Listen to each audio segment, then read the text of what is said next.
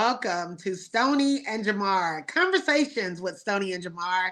Happy Wednesday, world. Thank you, everyone, for joining in. We don't know what time of day you're going to join in, but we just thank you anyway. Hello, Jamar. Absolutely. How are Hey, you doing today? I'm tired, but I'm good. I'm good. Oh, I'm you here. look happy. You look happy. You look free. Happy New Year to you and You the too. fam. Yes, you Yes. too. Yes, thank you. I've had much needed rest. We're on here. We're doing what we love. So you're living your life until you're doing what you love and living your purpose. Otherwise, you're already 6 feet under. So Right. we're living the dream right now. So one of the things that I guess we could talk about is women in leadership. um it's hard being a woman in leadership. People are Yeah. always watching you. People are always wondering what you're going to say, what you're going to wear.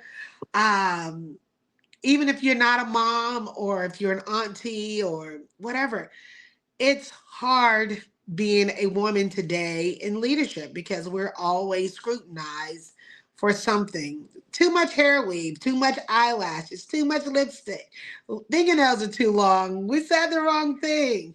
Our dress Hmm. is too short. Oh, I dress you can see through. And let's talk about that dress that Pastor Yeah. Jamal Bryant's wife was photographed in a couple of weeks ago. We're on the bandwagon. We're talking about it. It's after the fact, so we're safe. Yeah. It's okay. Yeah. That's what this is about now. Talking about discussing things. Yes. Where did she wear that dress to the church? It was to some sort of event. However, I'm gonna say this here. I like some of the messages that Pastor Jamal Bryant says. Um, but I'm gonna say this. I feel that as the wife that he has chosen for himself, not for us. That's Hmm. his wife. That the the things that she wear and the representation of him being a man of God is extra. Mm. She has the hair weave, the makeup, the eyelashes, the skin tight dresses. Um, it's just a bit much. I think it's a bit much. As a pastor's wife. Yes. Yeah. We know that you're living a grand life. We know that you have a six-figure income. We know that you can afford these lavish things because of the poor people. I have a Mm. problem with that. So you want to, as a leader, I don't care how much money I get, I am still going to keep it simple because I want to lead the people. I don't want to scare the people off. I don't want them to resent me. So I Right. don't mind buying a simple dress or wearing a simple hairstyle. You want people to understand the message of God, not looking Mm. at your um, pearls, your lace dress, your hair weave, your lashes. You are coming as a fashionata instead of bringing the word. How can I focus on the word if I'm broken, if I am down, if I'm on drugs, and you're here to minister to me and tell me that there is a savior, there is a man up above that can save my soul, but you got on all of this ensemble on. Mm. I'm missing the Mm. message. Mm. All All I'm right. looking at is you. I'm like, I'm Yeah. looking at you like, dang, yeah, I want to get off these drugs, but I also want me a 27 piece like that. Yeah. I want me a lace dress like that. Mm. I'm missing the So message. so here's my take on that. That's why when you hit me and said you want to talk about it, I was excited. I said, oh, absolutely. You know what? What? That's the church. What Yes. what she looked like is the church. That's the Right. church. Like, it looked good on the outside, look real tempting, don't it? Yeah. But on the inside, Yeah. right? Hmm. So she wearing that dress, she ain't doing nothing but representing the religion. She representing the church because that's exactly what the church is. It's exactly what it is. Well, You, you, you, go I'm ahead. gonna say this. I grew up in the church, and it wasn't that type of church. I grew up in the perfect church, which still And exists the what today. church? The perfect church. The perfect. Perfect church. Perfect. Mm, it's a perfect So church. the perfect church. Go It ahead. still exists. Yeah, what is the perfect church? They are the owners of Beautiful Restaurant on Cascade. I've been there. Okay. So Yeah. that church still exists to this day. I grew up in that church, and I was taught as a young child that a woman is to keep it modest. We weren't supposed to wear earrings because those things weren't of God. We were supposed to keep the hair covered, the long sleeves, the long dresses. Women weren't supposed to wear things and garments of men. Mm, That's how I was raised. yeah. So as I became older, I started to make a judgment call for myself. And yes, those things are written in the Bible. So I Mm, have an issue with the pastor as he is so grandiose with mm, all of his finances, fancy cars, all of the material possessions of what he's achieving from the people. And he's broadcasting that and showing the wife off in such a flamboyant way. I look at him with other pastors, like Pastor Keenan, I think his name is Keon Henderson. mm. Um, his first lady, which is Shantae Henderson, which is the ex-wife of Shaquille O'Neal. Got you. Now, if you see those two in comparisons, she dresses like a lady. Mm, She's fashionable, but she dresses like a lady. Would I listen to what she had to say? Yes, I would.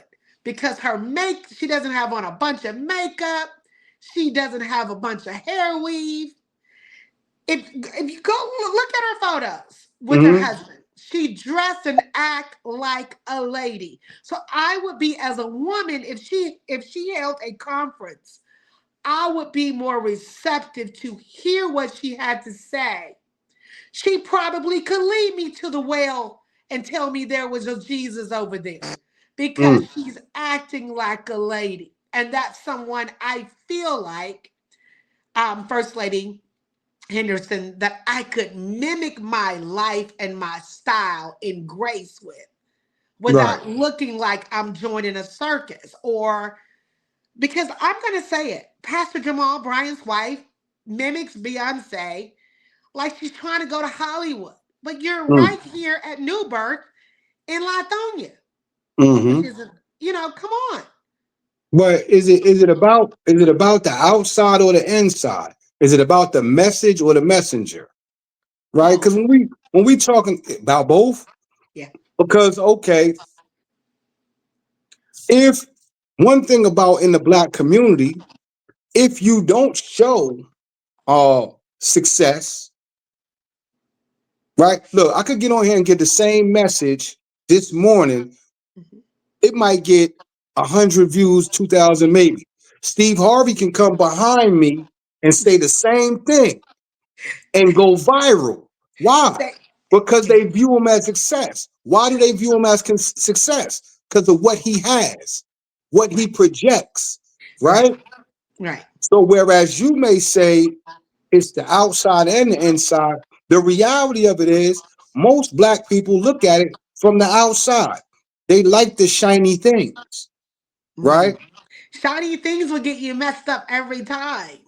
Well, that's, I mean, that's, that, like, that's the message. I look for the message. What's going on the, how the person, what the message is, but also how they living. She might wear what she wear, right? Yes. And just be a sweet, good person. Uh-huh. Very sweet person, but people judging her by what she's wearing. Now, the other sister you was talking about, she might present herself as a lady and be a pure B behind closed doors. Don't nobody want to be around her. It be like that sometimes, where the people who project themselves to be these upstanding good people, and well, behind closed doors, they rocking. Mm. Well, that could very well. I could. You have a valid point, but in my judgment, I see that people who usually dress a certain way, it usually align with who they really are inside. Really? Oh yeah. Oh yeah. So if you take a person, a woman who wear tight pants, tight excuse me, tight shirt and lots of wigs, 9 times out of 10 she's seeking attention from men and she's promiscuous. Nine Mm. times out of 10. All right, let's flip it like this. On a normal day, you might see me like this. Okay. And what is this telling you about me? Well, from their standpoint of view, you may be getting ready to rob somebody or you may Eh, be dangerous. you get my point, but I But ain't you're gonna not rob that guy. nobody. Exactly. You're That's hard you why yes, you'll it's give someone the shirt dangerous, off your back. right? It's dangerous to view somebody from the outside before getting to know who that person is. But your When we attire can make that person not want to come. I have met people and is that my fault? Is that on me, or does that speak to the person? If it's you on can't, you no, because first impressions. if you can't take the time out Yeah. to get to know someone, that speaks to who you are, not me. No, but if your attire says one thing and it doesn't align with the my agenda as a person, I'm already viewing you as a slut, or I'm already viewing you as someone that I can't trust based off your attire. Because if you wear that, what who are you? Like what it says a lot about your character. It doesn't. It doesn't speak Yeah. to your character. No, So you're saying not that to, a not to, woman that wears long dresses and is covered up and covering her body and is not trying to reveal something about herself is promiscuous? I don't know. I don't know who she is. All I know is that's what she likes to wear. That's how she likes to dress. That's all I know about her. I don't know. I'm not going to look at somebody by the way they're dressed and believe that they're this type of person or that type of person. If I don't know the person, how can I judge them off of what they're wearing? Okay, so Pastor Jamal Bryant picked this dress out for his wife. Right. So it got a lot of comments, a lot of views, a lot of talk, a lot of just a lot of media attention about it. So my Hmm. comment was, if he liked it so much, then he should wear it. Why? He liked it on his wife. Okay, well then let her wear it for him. We don't want to see it. That's It was a he, it was a dress that has an imaginary skin, like where you could see through it, but you couldn't. hmm The lace was like a nude see through, but it was just for the imagination, right? hmm So yes, his wife does have a figure. However, again, she's there to bring the people to God. She's there to take the broken and make them whole, not make them question and make them so much that they got to worry. What I'm trying to say is you should not be focused so much on the outer. You should be working on your inner. And if we're all looking at this dress, we're not even listening to what he's saying about God. mm. then you in the then again, you gotta start asking yourself, what am I here for? I'm here to hear the word. I don't even worry about what she wearing. We can go back. All right, listen. We could go into the big hats that the elders wear in the church, The mothers, right? yeah, the mothers of the church. Yeah. Yeah. What is that for?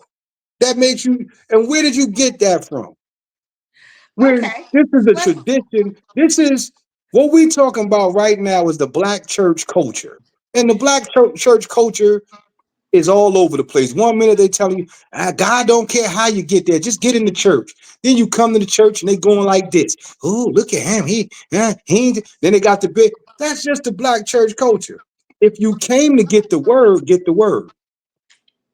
It just goes. I'm telling you, it speaks to the black church. Y'all weren't they talking about this woman dress and God in the same sentence. If you was thinking about God, you wouldn't even be judging it. You would say that woman got a whole husband. If he okay with her wearing it, guess what? I ain't got nothing to say about it. and if they were true men and women of God, they would be in modesty, humbleness, stop being grandiose and being boisterous about what God is giving you. He's supposed God to. is not for show. He is about the material things. If you want to lead people to Christ, tone it down a little bit. You think? I don't Yeah. know. So I'm sure that there are people in Pastor Jamal Bryant's church, just like every other black church in America, because I grew up in the church, that are struggling with their rent, that are struggling with their car payment. But he wants to tell them and every other pastor in America that God is good and he's going to come by and he's going to help you. That's not, but they're not telling them that you have to work on yourself. You got to get up and go to work. You got to change your life. You got to make some things happen. It just doesn't fall out the sky. Mm. But God has been so good to him because, and all of these preachers, because you got to give 10% of your money so that they can live a certain lifestyle, so they can buy these dresses, buy these fancy clothes, buy these fancy cars, but you're catching the MARTA bus or the Uber to go hear them, and you're putting your 10% of your tips that you made in the church so that they can live a grandiose lifestyle and then be boisterous in your face and tell you how good God has been. Yeah, he been good. Because he Yeah. done tricked you out of your money. Yeah, but listen, it ain't no different than when Denzel Washington them get up there and say, if it wasn't for God, God, they do the same thing. Every person who got money is telling people God gonna do something. You just hit the nail, you just hit it, boom. You gotta, okay, I tell you what, anybody who talk like that, I tell you what you do. Stay in prayer, quit your job, don't pay your rent, stay in prayer for 60 days and see where you be at. But all of them do it.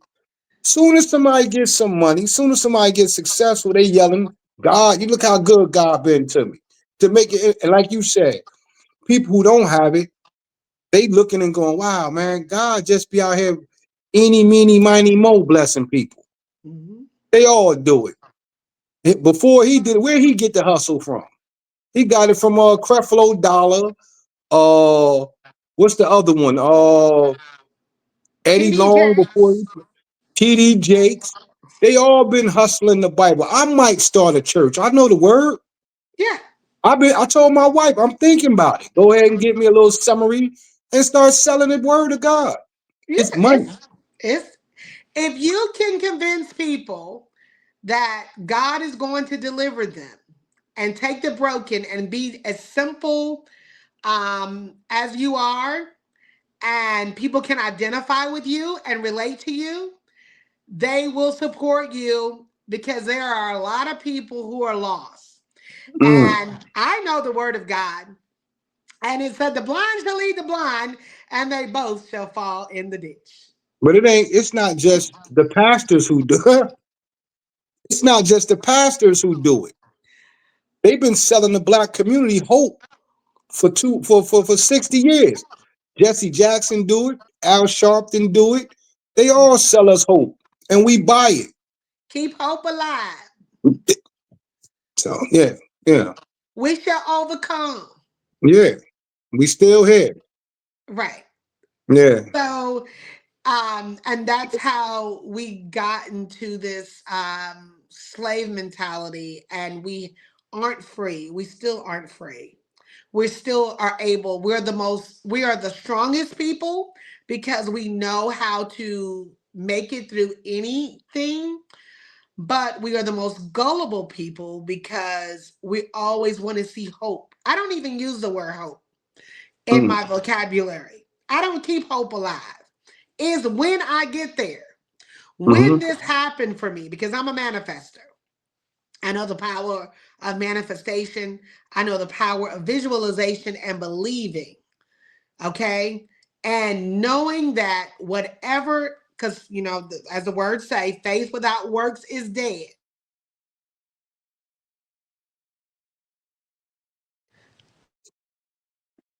I think that Believing says in it all. yourself, believing in yourself, doing what you're supposed to do, and putting that out in the universe.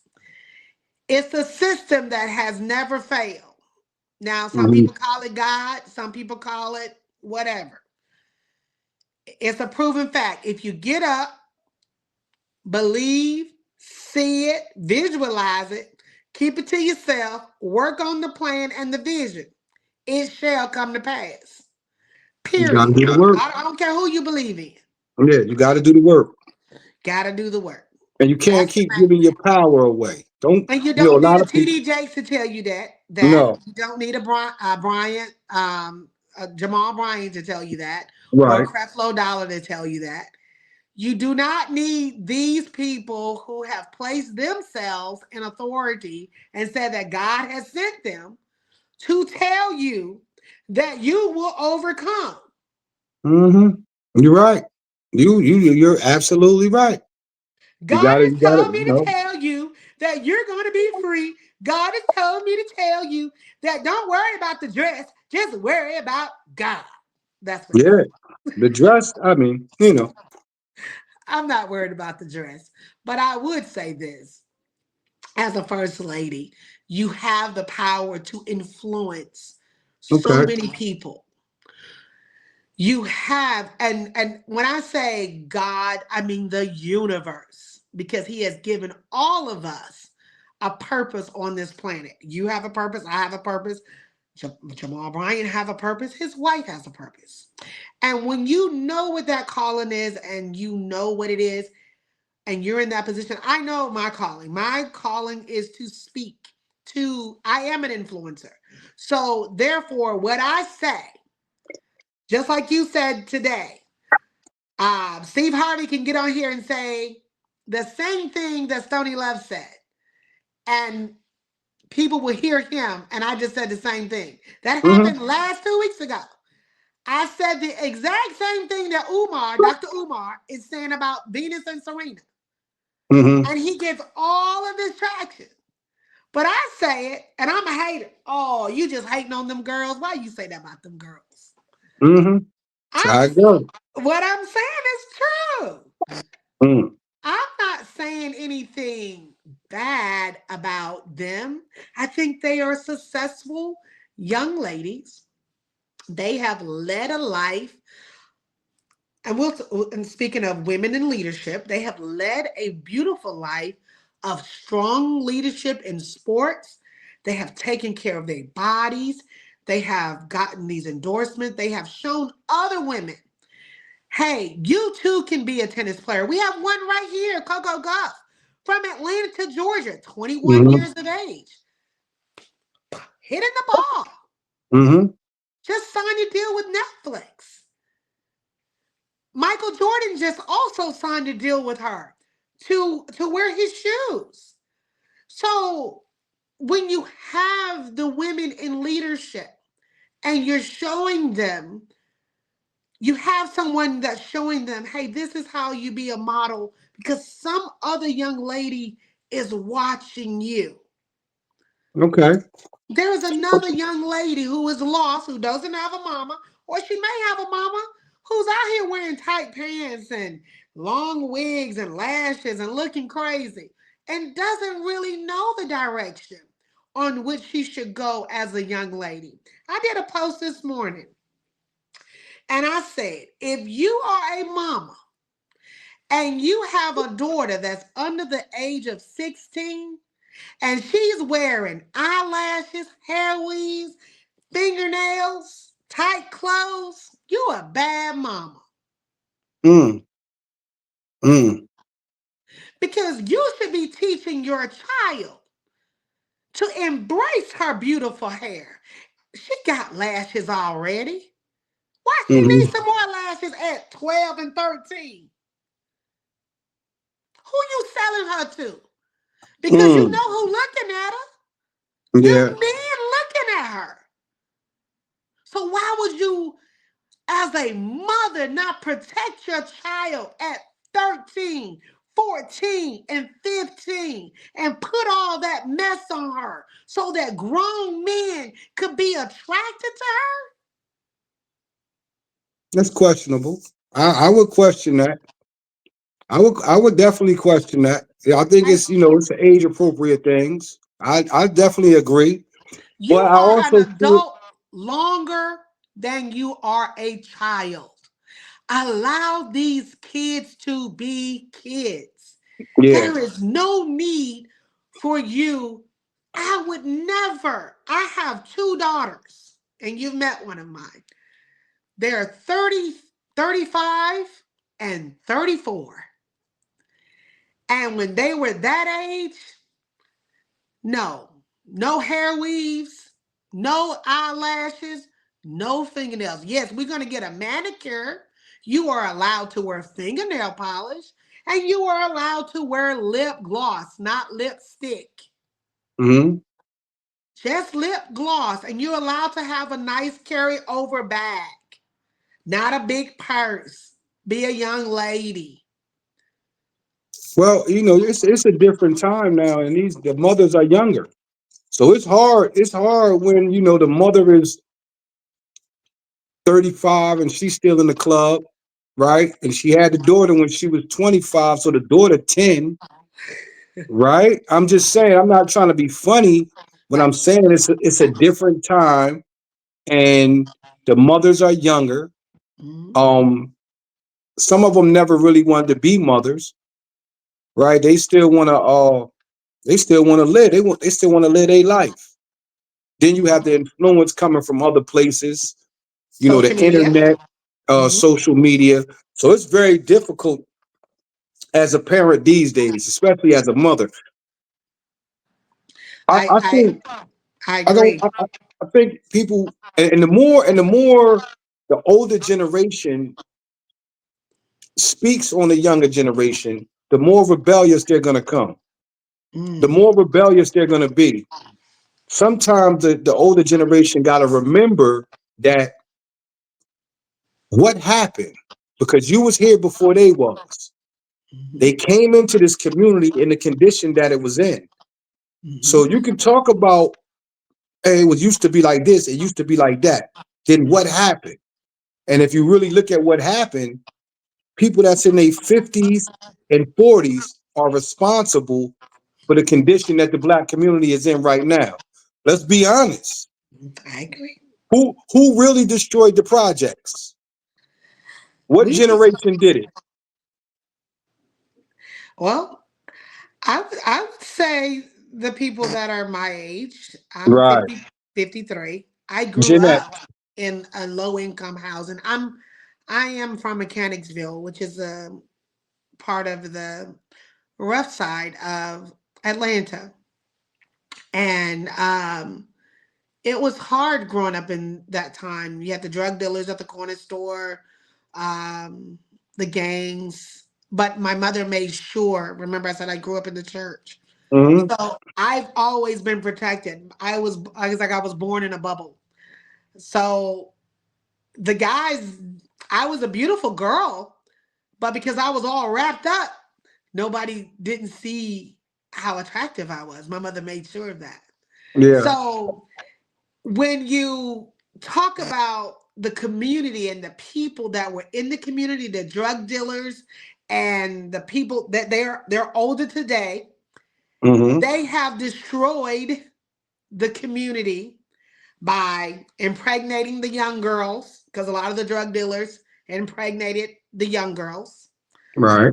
They gang bang, just tore down what was giving to the community. And so now those communities are no longer.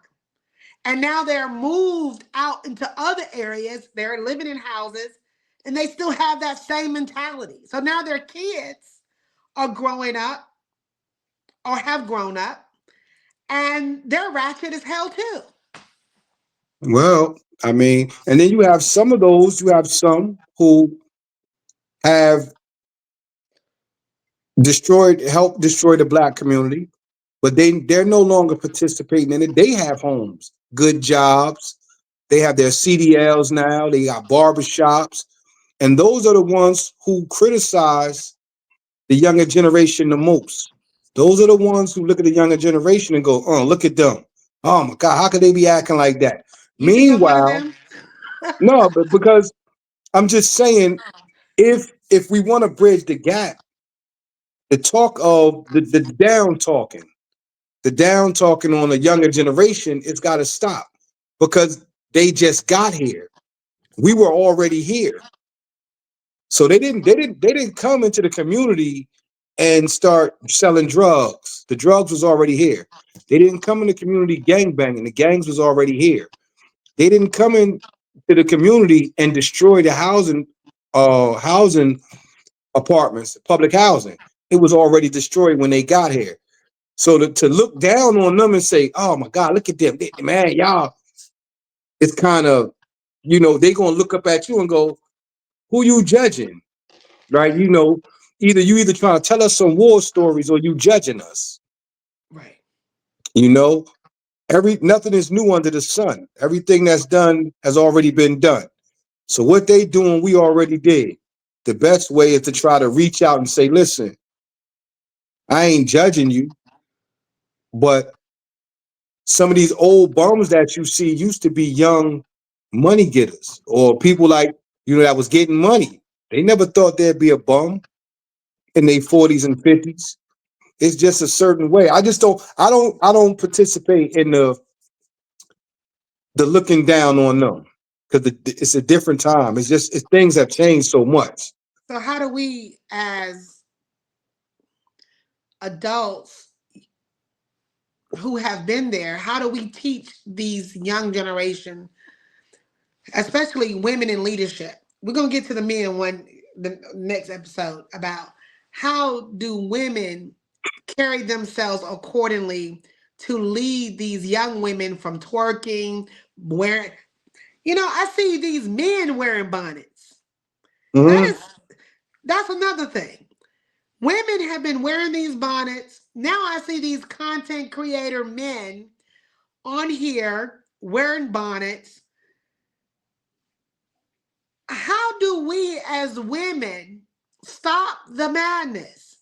So if we would never get on here and wearing bonnets and tight pants and um halter tops and things of that nature, then the men who doesn't have fathers, they wouldn't be doing it because he would Uh, know better.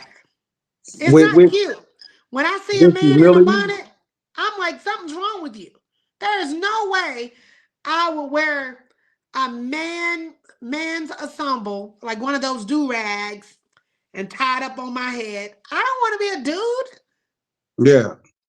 Well, you reaching with humility first. You got to be humble, and you got to start. We got to start asking ourselves, like, what are we, what are we talking about? We talking about the outside of the content of your character. If you strong, if you a good mother, if you are educated, if you are leading your people, I don't care how you dress. I don't care how you dress. If you You can't educate, lead me if you're dressing. I'm not going to hear nothing You have to say if you got on tight pants, a blonde wig, and long eyelashes. I think you're a clown, period. I hear nothing you got to say. But Stony, that speaks to you. No, That don't it don't speak to the person. That speaks to your character. no. It don't speak to the person's character. You are the one being judgmental. You I'm can not being learn from judgmental. you are. You telling somebody that if you got a wig on, I don't want to hear nothing. You a clown. I But wear wigs. What I'm just saying. but hold on, they could be more educated, more worldly, more experienced than you. They could teach you something. But you willing to look at this person and go, because you are dressed like this, I don't want to hear nothing you have to say. That's Mm. some cracker shit. That's white people shit. White, Yeah, that's white people. That's white people my shit. And I friend. had to, you just took that is some white people. Yeah, Stony, you just I went love out. You just went out. Huh? it. Oh my God. Cause that's you know that's what we do in the community. I could tell you something, they won't hear me. A white man come right behind me. The white man said it. That's the truth. That white man telling the truth. So you think I got a slave mentality? I ain't saying. I'm just saying when you can learn from a baby. You can learn from a child. Yes, I I'm do. just I listen. saying. Let me say it a different way. It's dangerous to resist knowledge and wisdom based on the appearances, based on somebody's appearance. You might miss something, right? They say God uses everybody. You could see a stinking bum in the street. He might stop you and say, Miss, and he might hit you with something and be like, wow. But if But you that's go like different. this, but That's it's different. different. Yeah, so if I see a person that's less fortunate than I am and he's on the street and he say, "Hey ma'am," he may try to have a conversation with me. I'm not going to be judgmental towards him. I'm going to listen to him. I don't know what circumstances got him to there. But if you Hmm. get up in the morning and you're coming to, just say I'm holding interviews for the Stony Love Show, I'm looking for an assistant. And Hmm. I need someone to represent me when I am not able to represent myself. And you come into my establishment with some tight pants on, long eyelashes, chewing your gum. Yeah, I'm here. I'm Miss Stony Love, and I want to get the assistant job. I don't hear you because that's first of all, I don't need you speaking for me or even talking to me, looking like that or sounding like that. So I have a Right. problem with that. So why did you even Okay. show up here? Okay. Now that's a little different. You're talking about professionalism, right? You're talking about somebody coming in and being professional. I'm talking about leadership, right? I'm talking about somebody who uh I may not speak as eloquent as other people, but I have the passion, right? You're gonna rarely ever see me dressed up, slacks. No, you'll see me with a hoodie in the summertime, a t-shirt, but it doesn't change my experience, my wisdom, or my knowledge. Those who choose to look at me and go, but they'll listen to the guy like a good TD Jakes, the hustlers. They got the nice suits on and they talking, they milking the community. It's been going on in our community forever. These good guys who know how to talk so well, they dress so nice. Again, like you said, everything that glitters ain't gold, but our community like the shiny things. We like the people that look nice. But Even though they could be leading us, they could lead us wherever. But because they look good, we listening to them. So it's dangerous to just ignore. I understand professionalism. Nah, you can't come in somebody's establishment with that type of mentality. But we talking about leadership. Yeah, well, but that's what I'm saying. That goes to even the professionalism. If you're when you get up in the morning, even though like we're doing what we love to do, right? Mm-hmm. So you're dressed how you're choosing to dress. I'm dressed how I'm choosing to dress. But people tune in to hear the message, right? Mm-hmm. So we deliver the content in a professional manner, although we don't have all the glitter, we don't have the fancy studio, we don't have the fancy clothes, the fancy microphones, but we have the message. Mm-hmm. So, with that being said, it's still being delivered. They're still Mm-hmm. understanding what we're delivering. But if we got on here and I'm like, yeah, what up, Jay? Yeah, da da woo woo woo, Mm-hmm. and people be like, did you know, we may get more traction. We would. We would. We would. But wait a minute. We would. And if we were in a fancy studio, we would get more. So either way, if we got on here and was like, yeah, Stony, so look, man, Lurdy's Ball, right? We would get more. And if we was in a nice, shiny studio with the mics up and we was talking, yes, it will get more traction. Because black people like shiny things. We like it to look good. Right. It's And what you, why is that? Why is that? huh? What is the psychology behind that? Because we love white people. White people taught us that. Oh. White people taught us how to dress up. White people taught us how you make the outside look good, just like them. And white folks look good and be on the inside be sinister and diabolical. Ah. Why can a white man listen?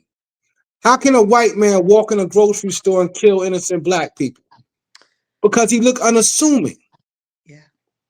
And that's how they taught us to be. They taught us, look, you're supposed to look like this, dress like this, talk like this, and that's how you deliver a message, or that's the type of people you want to represent you. And we still doing it. So going back to the dresses, the eyelashes, this younger generation, they don't care about none of that. They don't care about who telling them how they gotta dress. They don't care about who telling them how they gotta talk. I'ma be me. And if you either gonna rock with me or you're not. I could respect that. At what age, if you had a daughter, what age would you allow her to wear eyelashes, hair weaves, and um, fake nails? I would never wanted to do it. I would never. But that would mean at her young age, you have to teach her to love who she is and what she look like. Exactly. You understand like if you're not teaching these kids the same thing as a little boy, but a little girl, we on the girls, on the women. Right. If you teach her to love herself, and you have to continue to do it because you could teach her in the home, she gonna walk out in that world. Mm-hmm. And them kids gonna say, oh, you don't got no lashes, you ain't got no nails. She has to be strong enough to be like, I don't need all of that. I'm beautiful, That's right. right? If I had a daughter, her daddy gonna tell her she beautiful. Her daddy gonna make sure she got this, she got that. So these bum dudes don't come around. That's how we did my sister. We Right. always let my sister know, yo, you're beautiful. We always Mm-hmm. let my sister know, yo, we got you. So no bum dude could come along and say, yo, I could get this to you. Hey, that's all you bringing? My brother never give me that. You know what I Exactly. mean? You gotta And love me. and going back to you saying that you instilled that in your sister. So you were like your sister's first love, besides possibly your dad. Her So dad, yeah. do you find that your sister married or is with a guy similar to you? Now, here's the problem. I used to be doing other things. Okay. So my sister kinda, she like a some women look at the street dudes as strong, Yeah. right? Which says a lot about our community because that would mean it's a lack of strong men. Hmm. But so she kind of, as she gotten older and as I've evolved, Yeah, she looks towards somebody who can say, okay, you used to be in the streets. My brother used to be in the streets, but where are you now? Because she's older now. You know what I mean? Like, nah, she ain't gonna go out there and mess with no street dude now. She needs somebody who you got a little street knowledge with you, you know how to move, you know, but you But need you're to be a stable. grown man. Yeah, you need to be a grown man and be responsible. But because of the love that she has for you, she can still relate to a black man and love him on that Right. basis. Yeah. And and that's where I was going with this self-love from home. When Hmm. these young women love their fathers, love are taught self-love, they don't deviate from that as they get older. They're looking for that in a Hmm. man because they already had it in their brother or A father or uncle. they've had it in their with their dad. Hmm. So when I see Venus and Serena deviate from that, I know that they disconnected somewhere somehow. Mm. When I see Serena with the blonde wig and making all of the alterations, I understand that they're possibly, you know, you're trying to deviate from the strong features that you have because you don't love yourself. But there is beauty in all kinds, in all Yeah. kinds. And so I think a lot of people took what I was saying in a wrong or a negative way. And I was not being good morning, Robert Still. How are you? Thank you for joining us today. Um, when you have someone that you love, you can identify with them. You look for that in your life because Yeah. you know what it feel like. Your sister know that you protect her, that you're gonna give her good advice. So the man that she chooses to love now has some type of similarity to Jamar. It might Yeah. be height, But it you could know, be yes. but when we talk about Venus and Serena or some of these other women, right? Uh-huh. They in another world. They, they're living in another world and they're dealing with some different things. So we don't know. They can hold on to what their father taught them, but we don't know who hurt them, Right. right? We don't know that world they live in is cruel. That world is a whole. No, we don't know that experience, right? What they deal with on a day to day basis. Them girls were uh all over the world. Things were said, nasty things were said about them, and Hmm. you could be as strong, but enough of it, you know, um, it could wear on you. And so, how I look at them is, I'm going. They went somewhere safe. Yeah. I get this right here. I'm safe. Or why don't these people love me? I Mm. found one that loved me. Or it's just so many different ways you could look at what they went through. Where Right. was the black men to protect them when Yeah. the world was beating up on them and calling them monkeys and baboons? And so black women got it rough. Right. Black women have it very, very rough, from each other to the world to black men, their own community. It's rough being a black woman. Always has been. As a black man, as a uncle, as a father, as a grandfather, what would you say to a young lady who's under the age of 15, who has low self-esteem, who doesn't have a father in her life? What would you tell her today about herself if she wanted to wear lashes and hair weaves and piercings? What would you say to her if you could speak to a young lady today? You know, we put a lot of emphasis on saying, really, if you can't show them. But what I probably wouldn't say much, because I could tell her she's beautiful, but I would much rather connect her to a black woman, a Right. mentor, right? Maybe that's what I would say. Like, little sis, maybe you need a mentor. Hmm. A mentor, a nice, a good, strong black woman who's not forceful, who's not gonna judge her, but who she could really look at, and be around. Hmm. Because saying something is one thing, but being able to be around somebody taking the time out to say, hey, let me want to go to the movies, let's go to the museum. Let me show you some different things.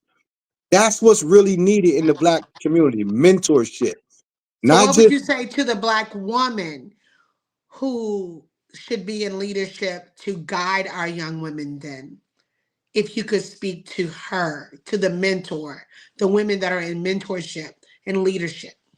speak to the needs of the youth, right? These young girls need to see different things.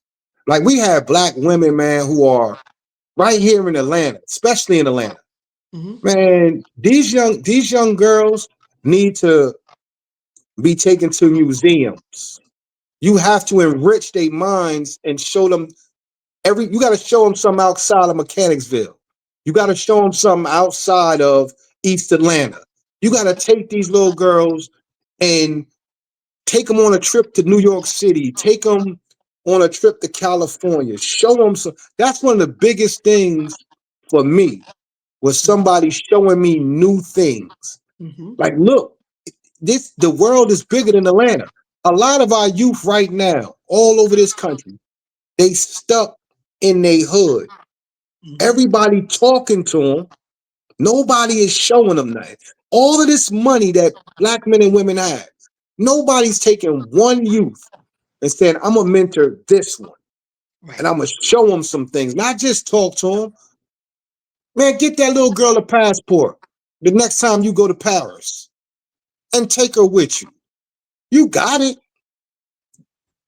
Like that's what's needed. Like if we really want to save the younger generation, got to start mentoring and showing them something outside of East Atlanta, outside of Oakland City. They need to get out there and see that the world is big. And we need to start. If I could say something to the women of leadership in Atlanta or around the world, I would say to you, put your clothes on, show the women, young women that are in need of your leadership, show them the power of education, communication, and self-love. Hmm. That's my that's what I would say to the women in leadership and to myself.